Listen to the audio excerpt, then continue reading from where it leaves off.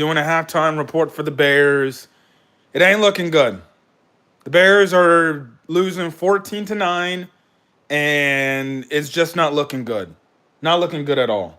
The defense, Kevin Byard, props to him. He's the only one out there that looks like that he's on defense that wants to play.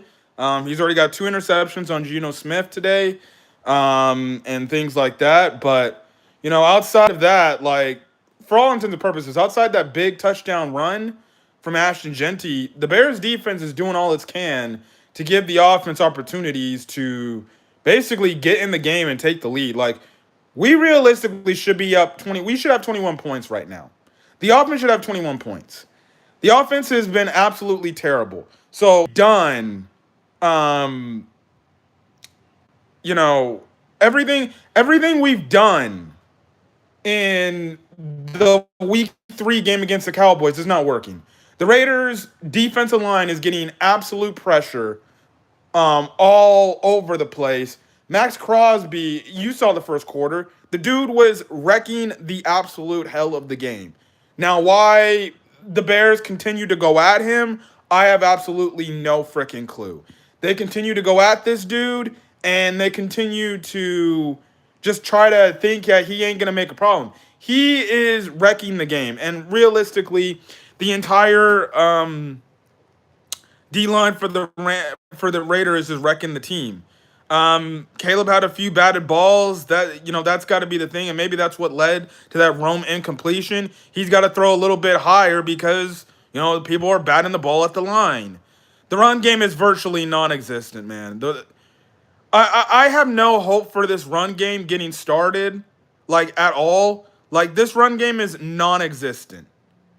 We hand the ball off. There's already a defensive player in the backfield stuffing DeAndre Swift, who, listen, I'm already getting sick of him. And our Kyle Manon guy. At some point, that's on the offensive line not getting enough of a push. Like, you're not getting enough of a push. You saw on the Ashton Genty touchdown, the left guard gets to the second level. He's blocking a linebacker and legitimately leaves an open line while the left tackle's doing his job, washing the guy out the way. Boom. Our guys are not doing that. They're not getting the second level because they can't even get off the freaking first guy off the block. And it's absolutely embarrassing that the Bears cannot do anything about it. It's just bad, man. It's just bad. And then, Caleb Williams playing all right, but he could play better. Again, the run game isn't good. The offensive line is trash. Ben Johnson, man, he's doing these trick plays. Like, dude, I don't need you to be Matt Nagy right now. I need you to be Ben Johnson. And maybe at the same time, maybe he's calling these plays and everything because he can't get nothing started through the run game. And maybe he's doing all these things because the run game is not getting started. And it's just absolute, tragic that we can't get nothing going. And maybe this also goes to show me that, hey, we play the Cowboys, we play Matt Eberflus's defense. You're playing a more aggressive-like defense. And because of you playing a more aggressive-like defense, it's bringing all these issues that we saw in week 1 and week 2, where the offensive line is struggling a bit, the run game can't get going, and we're absolutely doing nothing. I can't really hate on the defense. The defense is doing everything for the Bears offense to stay in the game. It's up to the Bears offense, and it's up to Ben Johnson to call better plays. Another thing that I did see, they took out, and I'll talk about this in my game recap if the game concludes, right? I said this said this going into the game, all right? If you watch my predictions. Theo Benedict started the game for the Bears at right tackle because Darnell Wright is out. Ozzie Trapillo got put in at some point in the second quarter. The offense looked somewhat better with him in there. I wonder why. Max Crosby didn't become much of a big problem because Ozzie Trapillo was in.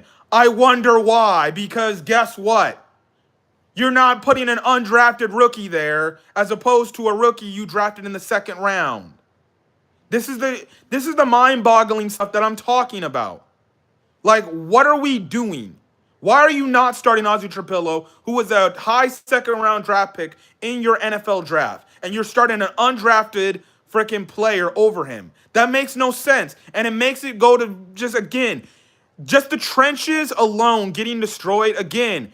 It's like I said in week 2 in our Lions game recap. It just goes to show you how bad Ryan Poles is at his job when it comes to evaluating the trenches. We half our guys on the trenches are being paid crazy money, and we can't get no push to whether it's to block for a quarterback or if it's to frickin' run the frickin' football. And it's starting to look like guys like Jonah Jackson might need to be taken out. And we might need to start having a conversation, I hate to say it, about Drew Dahlman. He's getting blown up. And we pay this guy crazy money. I don't know what the Bears got to do. Right now it's 14-9. Raiders are getting the ball coming out of halftime. The Bears got to get a stop on defense. The offense, we have to put the ball in the end zone. And then last thing I got to get out of here, man. I think we now know why Cole Kmet or the Bears drafted Colston Loveland at number 10.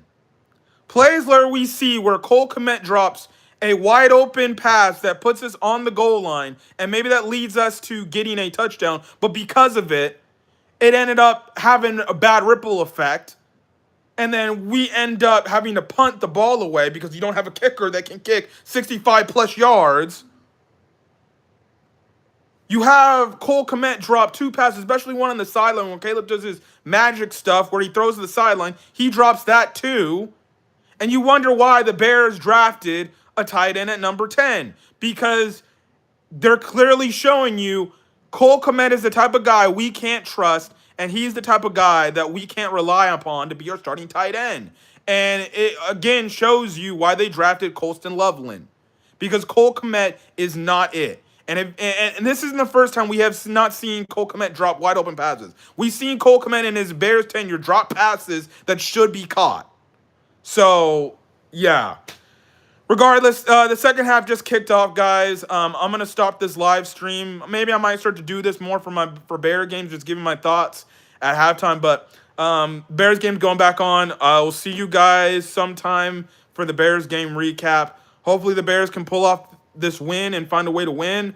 Otherwise, you're gonna hear ranting Cameron again. So other than that, guys, I'm gonna get out of here, guys. Catch you guys later.